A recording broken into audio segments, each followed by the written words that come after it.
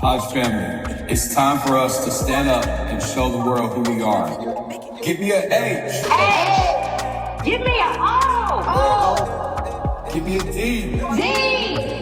Give me a D. G. Give me a E. E. What is that spell? What is that spell? What is that spell? What is that spell? What is that spell? Ah. Give me an H. A. Give me an O. O. Give me a D. D. Give me a D. G. Give me a E. E. What is that spell? What is that spell? What is that spell? What is that spell? What is that spell? Ah. Give me an H. H. Give me an O. O. Give me a D. D. Give me a D. G.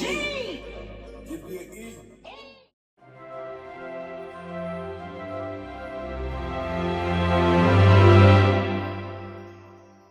Hi, my name is Michael Taylor. I'm the founder and the creator of the Hodge Forever Series. This is a series where we have a conversation with some of our trailblazers of the Hodge family, descendants of Richard and Maddie Hodge, based out of Tennessee. My next guest on Hodge Forever Series is a father, a grandfather, a leader, a brother, a graduate of Lane University, formerly a warden for the state of Tennessee prison systems, a retired assistant commissioner of operations for Tennessee Department of Correction. He served as the first vice president of the Memphis Hodge Family Reunion chapter and was one of the founding members of the Hodge Family Reunion, the grandson of the late Richard and Maddie Hodge, the son of Freddie and Bertha Hodge. Ladies and gentlemen, Reuben Vertis Hodge. I told you. Now you have a lot of accolades here. That's pretty amazing there. Wow. So thank you for doing this. Pretty good for a country boy. Yeah, you did. You definitely did good. Oh man. So thank you for taking time out to do this. My pleasure. Let me just explain a little bit about this series and the impact. So in the Hodge Forever series, we take a deep dive and we look at some of our trailblazers that have helped keep our family together over the years. We have family in many different states and many different locations, and I'm here with Reuben, and Reuben has played an important part with that.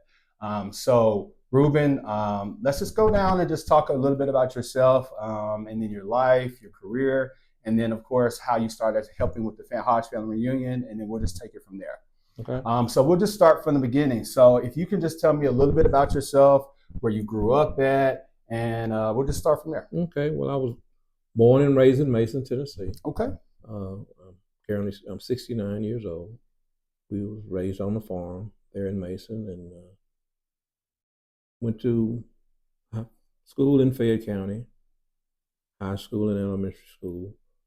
Went to Lane College, as you forestated, and graduated from Lane with a bachelor's degree in science. Mm-hmm.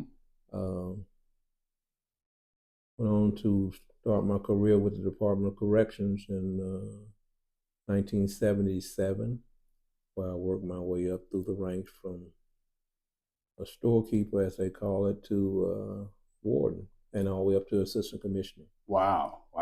And I did 35 years with the state of Tennessee and retired into 2012. Wow. So that's a lot in just that short statement. So let's back up a little bit. So you're from Mason, and originally you talked about the farm. Tell me about the farm. So like, is this like a farm, or is this like you guys had animals and horses? Farm, animals, the horses, the cotton, the corn, the peas. Wow. The okra and all that stuff that you do on the farm, hogs and cows and chicken, everything. And so what was 9 yards. What was some of your responsibilities when you were working on the farm? Well, we had to take care of the livestock, and of course work in the fields, pick cotton, pick corn, raise what they called back then truck patches like peas and okra, and pick all that stuff and get it to the market and all that stuff. We did that for we're still doing when I went to college. So we did it for like 18 years. And this was your family farm? My dad's mom, yeah. Okay. Tell me a little bit about your dad. Your dad is one of the elders in our family, Freddie Hodge. Tell me a little bit about Freddie. Your dad Well, I'm was, sorry, Uncle Freddie. Freddie, Uncle Freddie. Okay, I'm yeah, sorry. Dad was. I'm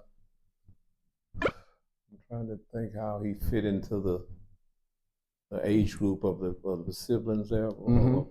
We call Grandpa Richard. We call him Pa. Okay. And I think Daddy was I think Daddy was the fourth of child. Okay.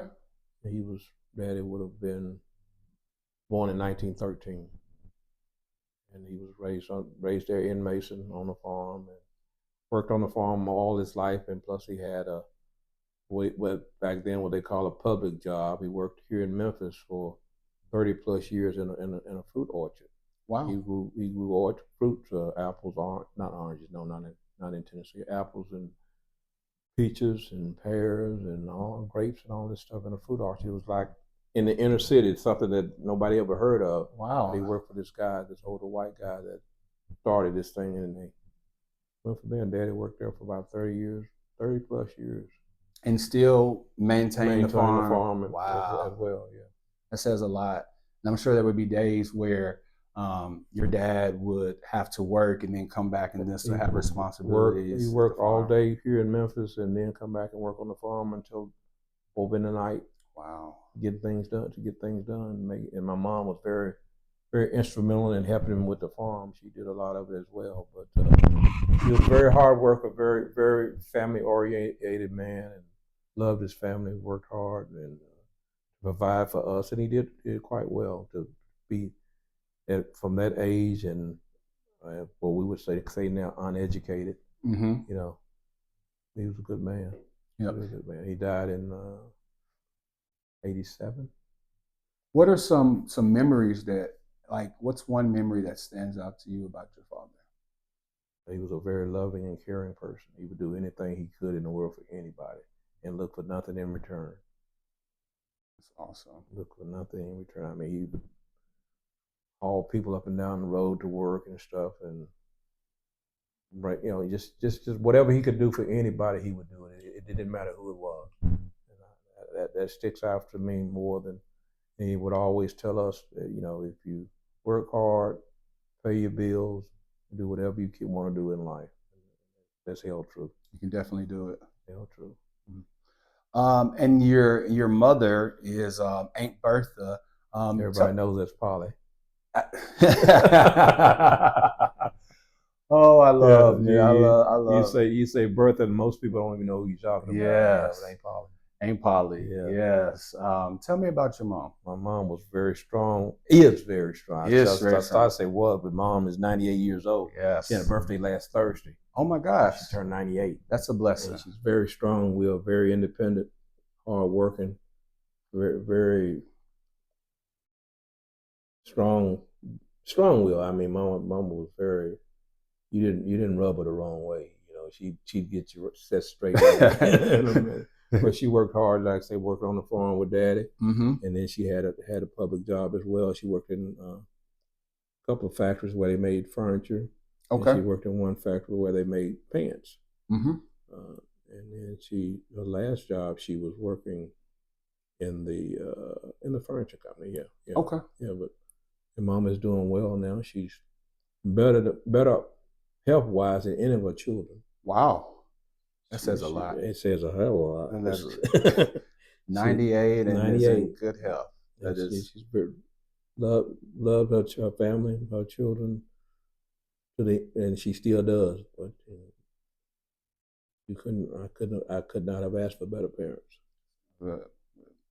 When we talk about and you mentioned before that your dad really loved his family, mm-hmm. and things like that. What were family gatherings like during that time? Well, they were mostly centered around holidays, mm-hmm. 4th of July and Memorial Day and stuff like that. And when you're a real family gathering, other than a funeral. Yes, you know what I'm saying. And he would always try to participate with the family, and he was real close to his sister Elsie and Auntie Esther. He was closer to them, I guess, because they were right there together. Mm-hmm. And Aunt Lean and Aunt May and Aunt Noon and all of them, and Uncle Robert, they all were. Aunt Lean, Aunt May, and Nuna was down here in Memphis. And Mm-hmm. Uncle Robert and Uncle Chester was in Chicago. Mm-hmm. And Uncle Richard, of course, he passed away at an early age to me. I think he passed away in like, it was in the early 60s. I believe it was 62. I think you're right, because Pa passed away in 63. Mm-hmm. And I think he passed away the year before Pa did. Yeah, I think he was 62. Mm-hmm. So he was closer to those two, because like they were really right there in the same neighborhood. You know what I'm saying? And Uncle Calvin as well. So when we look at the elders, I'm going to ask you about each elder, and if you can tell me a little bit about what you remember, maybe a favorite memory of each one, or just what you know. I didn't really get a chance to interact with a lot of the elders. I understand. So being able to hear stories and listen to similarities and things that they were doing that, you know, some of us are doing today, that's really impactful. So I'll start with Uncle Chester. Uncle Chester, like I said, he lived in Chicago, and I only got a chance to interact with him whenever he came home. Mm-hmm. And he was, you know, I remember him, you know, pretty well. He and Uncle Robert as well. But as far as real close interaction with him, it wasn't a whole lot. A whole lot. Okay. You know, I would always, he would always visit with us when he came home. Mm-hmm. But I know, you know, like I said, he I guess moved to Chicago before I was born. I guess I don't know, because all I ever knew about him, he and Uncle Robert, they were in Chicago.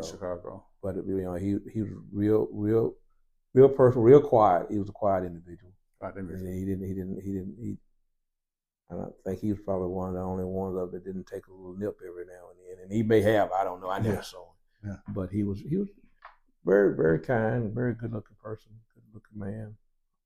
And like I say, I'm sure he was in Chicago. He was out of town before I was born. So I would say I was born in 54. So I don't know when he went to Chicago. When he went to Chicago. Yeah. Okay. Yeah. Aunt Jerlene. And Jerlene, she was a character. I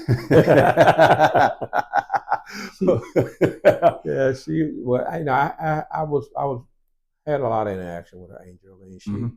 She would always come out to the country, and we would come down to their houses, and she was one that really loved her family as well. I think all of them did. I can't say any of them loved it any more than the other, but she was her daughters, Mary Alice and all of them, she was, you know, extremely crazy about them. She had 2 sons, Eddie Jr., we call him Sugar Man, and Harold. And Harold got killed at an early age.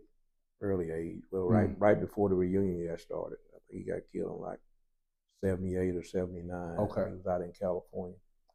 But Aileen was real close to her family, did all she could to raise her girls and keep them on the right track. And she would get you straight. She would get you straight if you stepped on the wrong toe. She would let you know. Yeah. All right. Aunt Elsie. Aunt Elsie, I think Aunt Elsie was the oldest girl of all the siblings. And she lived, we lived right around the road from them. That's country talk, right around the road. Right around the road. Right around the road. Which may be it could like be 10 miles. It could be 10 miles, but right around the road. Right down the street too. But actually it was about well, right now her house is less than a mile from Mama's house. Okay. So it is right down the road. It's literally right down the road. And she was very, very, very kind, very strong willed, real good cook. I remember that. Real good cook. And you remember anything she used to cook? At that time, she could cook real good cakes. Okay. I mean, everything she cooked was good, but I remember the cakes. The cakes. Because I was a sweet lover, but now I don't even eat them. But yeah, she had one daughter. Yeah, she had one daughter. We call her Nig. Her name was Willie.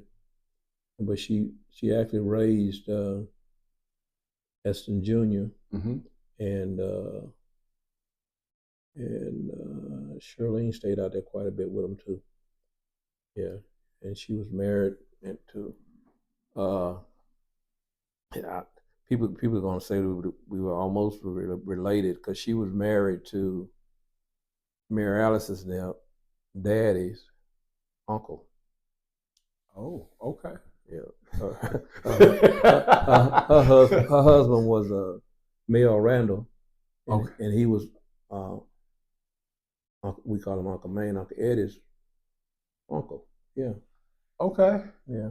That is kind of close. I got one that's even closer than that. What you got?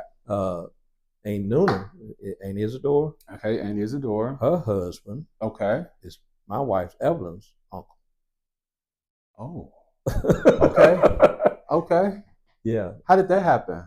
Well, that's her husband, who was Uncle Ellis, and my mother-in-law, Rutha May, were sisters and brothers. Okay. And then, of course, Nuna and Daddy were sisters and brothers. So everybody said we getting kind of close there, but it's a little late now. You know? It is a little late now. We only been married 44 years. Yeah. So it's a little late now, but yeah, that was real close. But I think back then, the families grew up together. Yeah, and, and if it had been left to my grandmother on my mother's side, I never would have had a wife. Because everybody came by the house was cousins. Was cousins, somebody. I know. You're like, well, wait a minute now. Grandma, I gotta go somewhere. I gotta go somewhere, exactly. All right. Since we're talking about Aunt Isadore, what do you remember about Aunt Isadore? What stands out there? She and her boys, she had 5 boys. Mm-hmm. And they all, I would almost say they all passed away before she did, but they didn't. Mm. But she did all she could to raise those boys and bring them up in the right way. And she was a character as well. She kind of loved her bottle a little bit. She drank a little bit of. I remember her, the drinking and stuff. She get a little bit tipsy, but she was real nice. I can't say anything bad about any of my uncles and aunts. Right. They all were great people, hardworking people, loving family people. Some were more spiritual than others, I would say, but all in all, they all were real great people. Right. And Isadore, was she a cook too? Yeah, I never really ate a lot of her cooking. Okay. She lived here in Memphis. I'm sure I ate some of her cooking over the years. All of them were good cooks on the girls' side. Now the men couldn't cook at all. My daddy couldn't boil water, and nor can I. But all the girls were good cooks. Let's see. And Richard Jr., Uncle Richard Jr., and from what I understand, he passed away kind of early. In 62? 62, okay. That's Dorothy Shropshire, her father. Okay. Okay. Yeah, he used to come down every year once, and one thing that I really remember about him, most of them drank a lot. Not a lot, but he used to like that corn whiskey. Corn whiskey. Yeah, and he had this gallon jug that he would have me to keep for him every year. You keep it all year long, and then when he come home, he would get it and go get it filled up with the whiskey. With the whiskey. So I kept up with that jug for him for years. Oh wow! I remember that well, just like it was yesterday. As soon as he got here, he was looking for that gallon jug. Remember jug it? Yeah, I had it for him. Had it for him. Yeah, but like I say, he was in Cleveland. I think he was in Cleveland.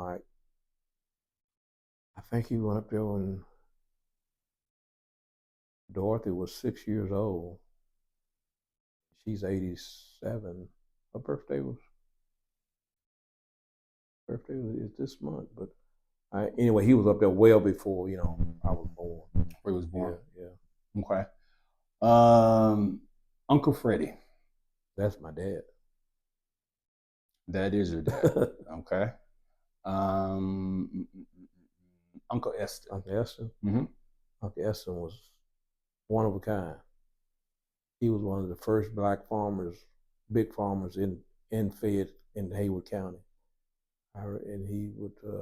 You know what he specialized? Was it like a cotton or mostly cotton? Okay, cotton. And he would. Back in the day, he could go anywhere, and get whatever he wanted. I saw him write a check one time on a brown paper bag, Mm-hmm. and the bank cashed it. Wow. He was just that influential and that powerful. Wow. That says a He lot. was very, very strong. Like I say, he was one of the first black farmers out in that area, and he had, I don't know how many acres he worked himself, but he would go around and plant cotton and stuff for everybody else, and do farm work for them, and basically I don't know if he ever did anything else other than the farm. Okay. If he did, I don't know about it, but he was a heck of a farmer.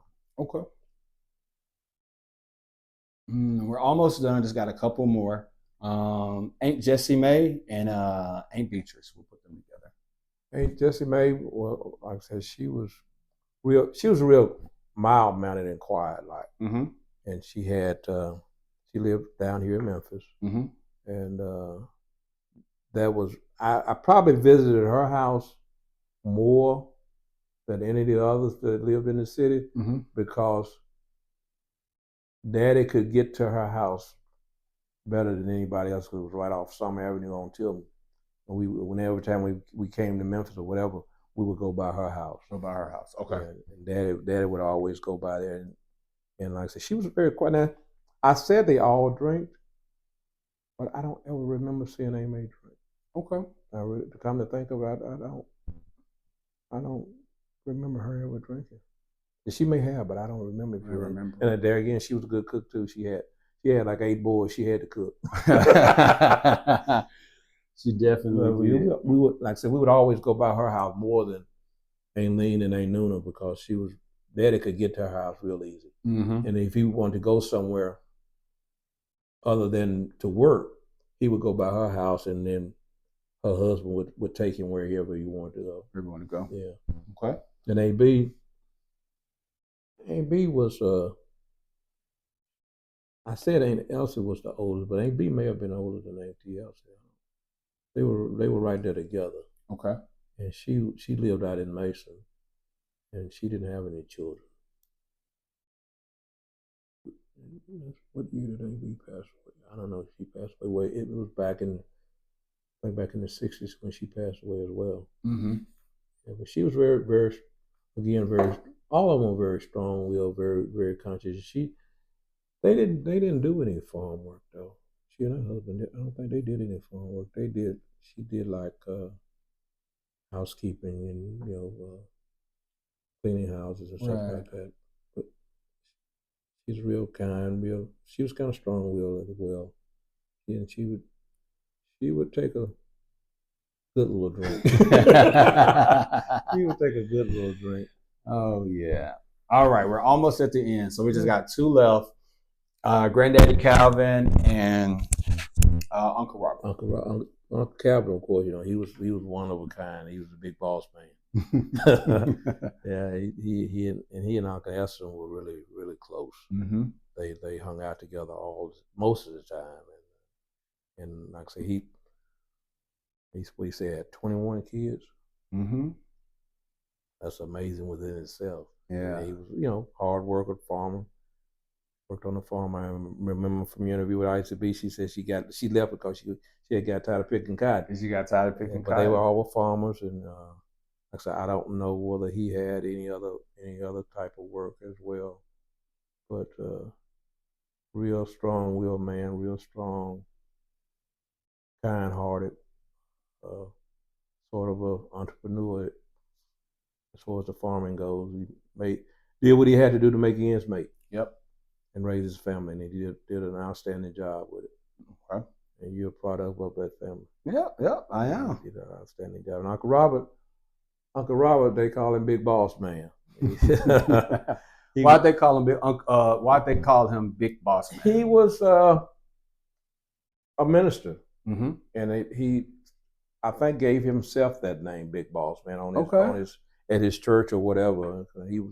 Like I say, he was a minister, and he was like he made flowers and stuff for funerals, graves, mm-hmm. and stuff like that. And he had a radio show in Chicago. Oh, nice. Okay. Yeah, and he called himself Big Boss Man. I think he gave himself that name. but he was very loud. He was very loud. I heard that he was once singing with Mahalia Jackson. He did. Yeah, and that was one of his good friends. He was a singer. He was a singer as well through his ministry. Mm-hmm. He was singing as well. I think he sang with Shirley Caesar as well. Oh, nice. I think I remember that as well. But I know Mahalia Jackson, right? Yeah, and he was that pretty good speaker as a minister. I heard him just over the radio. I never saw him, speak in person. And that says a lot. A black man from the South, radio show in Chicago, and then you of course listening to it like that's my uncle and things like that. Yeah. I had one of his tapes, but I had no telling where it is now. He had a little cassette tape. There's no telling where it is now. I wouldn't even begin to try to find it. Exactly, I know. Because cassette's been gone for how long? Exactly, a long time with that. All right, cool. So thank you. We finished with the elders. So let's move on to a couple of other things. Okay. So let's talk about the family reunions, right? So this year will be the 36th time that we have done this since 1980. And you were one of the founding members of the Hodge Family Reunion as far as the first time that it was done in Memphis. I actually missed the first one. I started with the second one. Mm-hmm. Okay, so let's start there. So tell me, how did you get started with the family reunions, and just some memories of the initial planning and what you were seeing and things like that. Belle. She wrote me into it. I don't know, we went to, where did we go?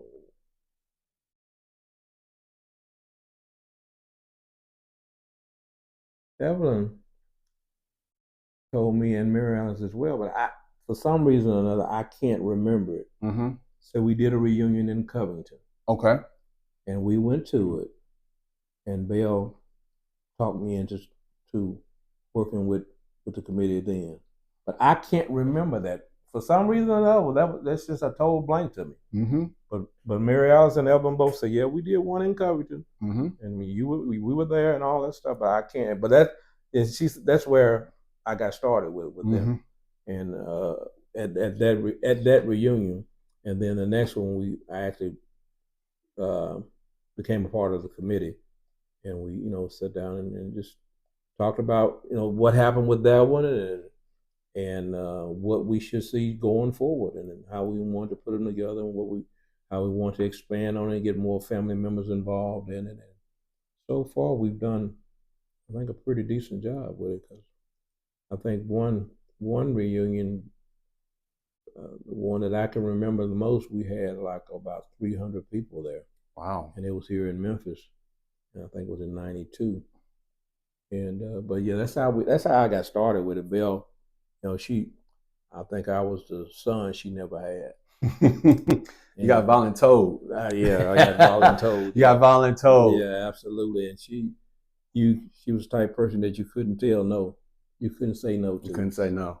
Yeah. So did you think that with her approaching you and voluntolding you that you're going to be a part of this, did you think that 40 plus years from that day, that this legacy will still be going on? Yeah, because it started real strong. Mm-hmm. And we have such a large family that I didn't see it.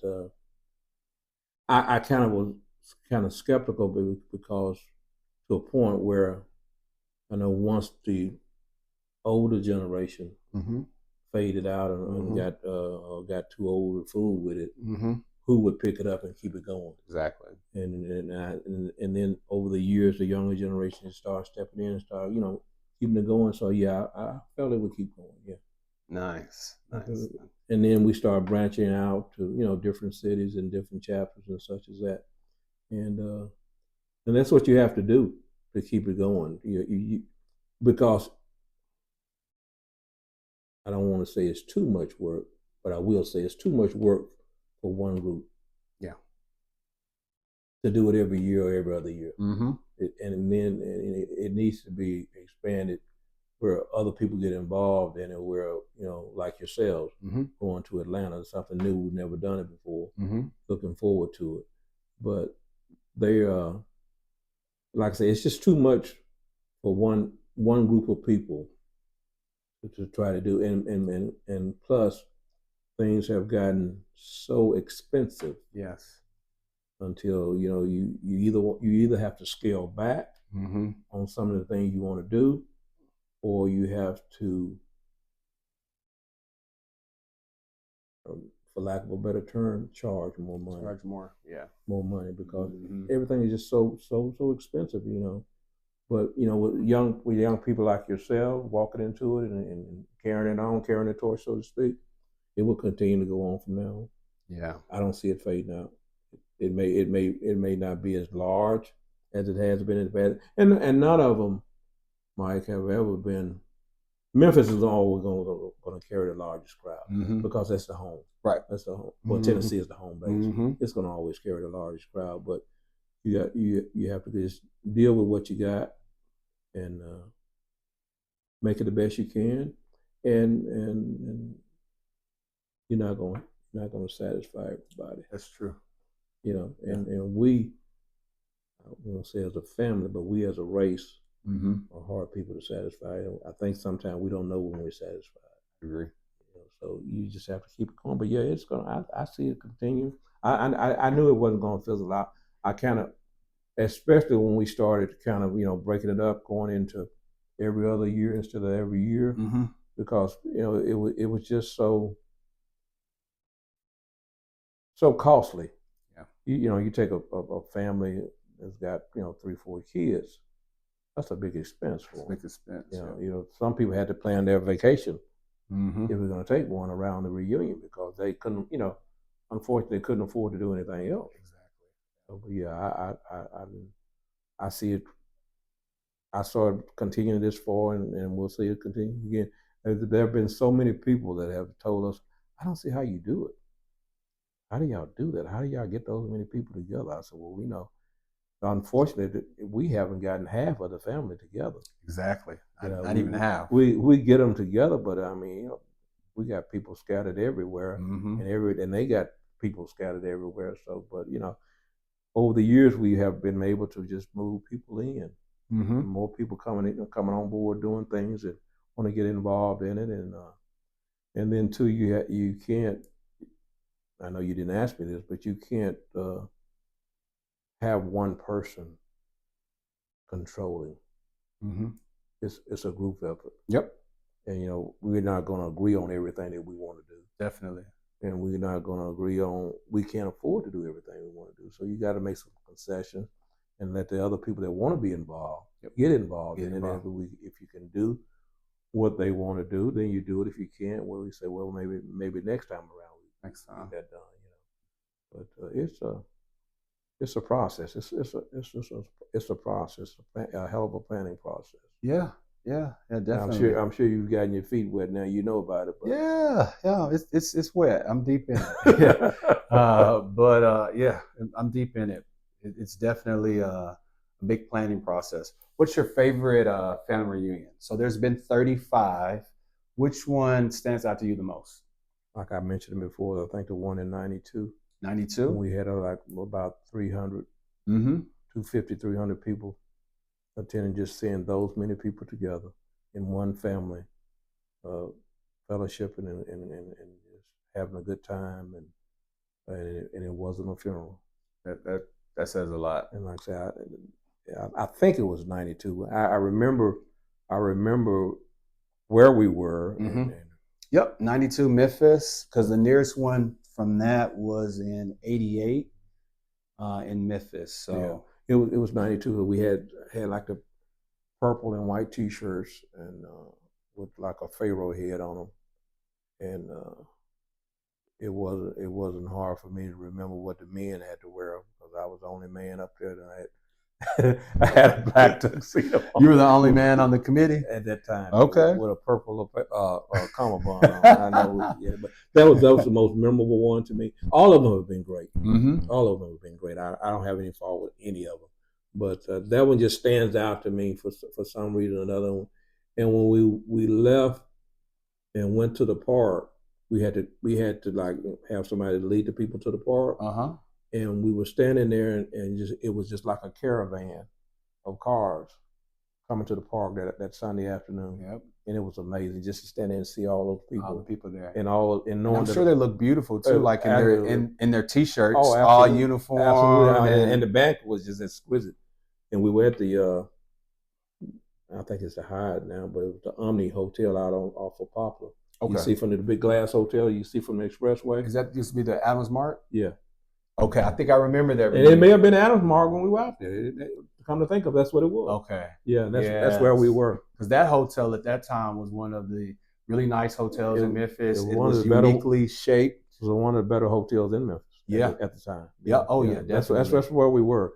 That one just stands out to me for some reason. Yeah, I remember that building because it's shaped like a little coin. It's circle. Yeah, like circle and tall. And the elevators would go up a glass wall. Yeah. And you can see out on the outside of them. I remember that. Yeah. That was a really good time. Yeah. I enjoyed traveling to different cities because, as a young child, that was exciting. Always looking forward to like, where are we going this year and where we're going that year. So I do remember that hotel because it was very unique. Yeah, like I say, we had about, it was real close to 300 participants. I know we had, that's a lot of people. We had made accommodations for like 225 for the banquet, and we ended up having to put out some more. Wow. Some people just showed up the night of the banquet, which wasn't a problem, which will happen. But that one just stands out to me, and I think the best part of it that stands out to me when we got it over with and paid all the bills. I know, right? But no, I really enjoy. I've enjoyed all of them. All of them. I don't think I've missed one, and I've enjoyed all of them. Okay. Everybody's done a fantastic job. So with that being said, we're going to switch it up a little bit. We're going to switch up the pace a little bit, and we are going to play a game of how well do you know your family reunion? I'm sorry, how well do you know your Hodge family reunion? So we're going to do 3 guesses. I'm going to give about 3 different years, and you have to tell me where the family reunion was at. I'll give you a hint, one hint with that. And I'll make it easy. Okay. And you've been to all of them but one. So I think you're pretty good. Remember, you have one hint with that. So the first one that we will go with is 1988. It was here. Here. Yep. It was in Memphis. Yep. You got it. So you got one right already. How did you know it that quick? You just kind of just remember, or was it something that's significant that stood out? Actually, Mike, if you look at the way it flows, they all hit Tennessee on the even years. Oh, basically. Okay. You're right. They definitely do. Yeah, that's unique. Okay. That's a good cheat sheet. Okay. All right. So 1-0. Now I got to make it a little bit more tricky. Let's see, because it definitely can't be an even year. Or let's see.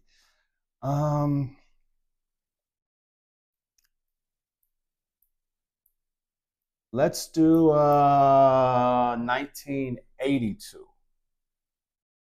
This is toward the beginning. 1982. Remember, you still have one hint left. 1982.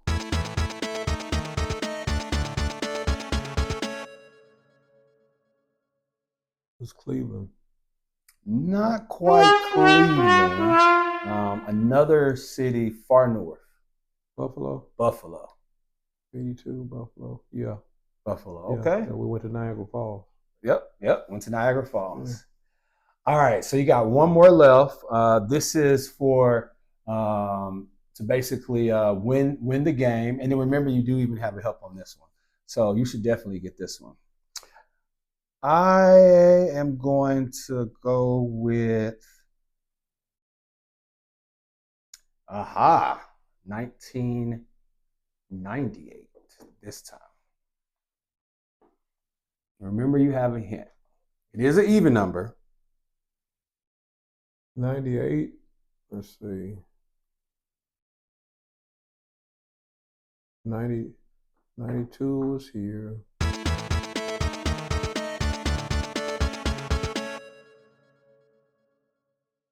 I'll give you a hint. Okay. It is a city that we introduced to the rotation for the first time. Chicago. Chicago. You got it. What do you remember about that reunion?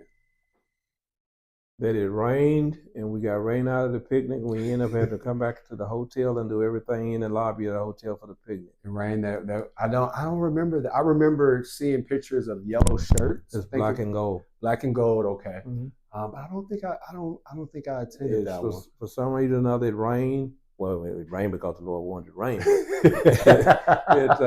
rain. And we ended up having to do the picnic in the lobby of the hotel, which was fine. We did, we did have a lot of fun. And another thing I remember about it that has nothing to do with the reunion, but it does. Everybody went to the casino, mm-hmm. and it was one of those casinos where they were only so many could go in at a time, okay, or whatever. Your doors were just open, mm-hmm. and I had gone first, and later on, your Uncle Melvin came, and I had been there long enough that I was ready to go. So I drove your Uncle Melvin's car back to the hotel, and I got stopped by the police. Oh wow! And the police stopped me. He said, "Do you know why I stopped you?" I said, "No, officer, I have no idea. But I wasn't drinking, I wasn't speeding, and nothing like that." He said, "You see that white line there?" I said, "Yeah." He said, "You drove across that line. You were supposed to stop on the other side of the line." I said, "Well, officer, excuse me so much. I say, as you can see, I'm from out of town and I'm not familiar with Illinois laws." Then I'm thinking on all back. I said, "Now, what does Melvin have in this car that he ain't supposed to have?" Exactly. If this guy go looking in his car, I might be in trouble. Then he said, "Where are you going?" "No, what are you doing here?" I said, "We're here for reunions, blah, blah, blah." He said, "Where are you going?" I said, "I'm going to that hotel right down the street right there." I'm going down there and I'm parking this car and I ain't going nowhere else. I remember that distinctly, man. That man scared me to death. I said, "Man, I don't know," because, Melvin, all of us at that time took a little drink. I said, "Melvin, allowed to have a cooler in here with beer, open containers and everything." Yeah, I remember that. But it was a good reunion, though. We had a real nice banquet. Ainley Menace kids, they put that one on. Mm-hmm. Yeah, we only went to Chicago once. Only once. So yep. So and like I said, the T-shirts were black and gold. I do remember, the black and gold T-shirts. So great job. So 2-0. I'm sorry, 2-1 with the game. So you definitely know your family when it comes to that. All right. So we're gonna wrap up. Just a couple more questions, okay, sure. And then I appreciate you for doing this. Not a problem. So glad to do it. 2 questions. Okay. What does family mean to you? And then a final message to the family going forward. Family is the most important thing in my life. I love my family. They mean the world to me. I'll do anything I can to help them in any way I can and see them survive, prosper, whatever, what have you. They're a very important part of my life. As you can tell, we've been with this reunion for so long, and I try to participate in all of them I can, and will continue as long as the good Lord give me health and strength to do so. And we don't want to see it continue. And like I said, I love my family. When you text me and ask me about doing this, I was more than delighted to do it. And still, and if anything else that you need from me going forward, feel free to call them. I'll do whatever I can. I appreciate it. I probably will definitely be calling. You have my number, and as far as you said going forward, your final message to the family going forward. So if the family has to look at this video 20 years from now and they can see a message from Reuben to the family, what would that be? Continue to stay together, continue to pray together, and keep moving forward, and work with each other as one, and be known that nobody has all the answers. Mm-hmm. Nobody has all the finances to keep this thing going, but it's going to take a family effort to do it. Yep. And we want you to do that. We want you to continue to work with it and continue going, because, like I said, we have gotten old now, and it's time for us to take the back seat, or no seat, or just be spectators. Just be some spectators. Yeah, I think it's time for you guys. You guys have paid your dues. And I think absolutely a seat is definitely deserved. Absolutely, we loved it. I mean, we still love it. Mm-hmm. And like I said, looking forward to what you all have for us in the ATL. In the ATL. But thank you for doing this. Thank you for everything that you've done for the Hodge family. Just organizing and keeping our family together. It can be really difficult to plan things like that, and you have family in different states and organizing, and we all know that dealing with family, I'm learning, like you were saying, get my feet wet, but it can be some unique situations with that. Very challenging. Very challenging. Very challenging. We just got to love on our family, and then ultimately bring them together. But you guys have done an amazing job. I think you have set the standard of what excellence looks like, and that's what we're striving to do with it. All right, family. Well, thank you for watching this interview. Thank you, Reuben, for doing this. My pleasure. Until next time, take care.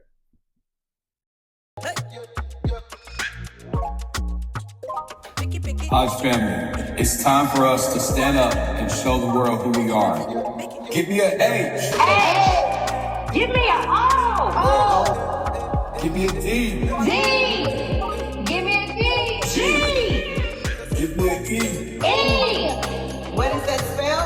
What is that spell? What is that spell? What is that spell? What is that spell? Ah. Give me an H. H. Give me an O. Give me a D. D.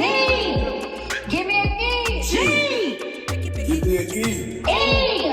What is that spell? What is that spell? What is that spell? What is that spell? What is that spell? Ah. Give me an H. H. Give me an O. Give me a D.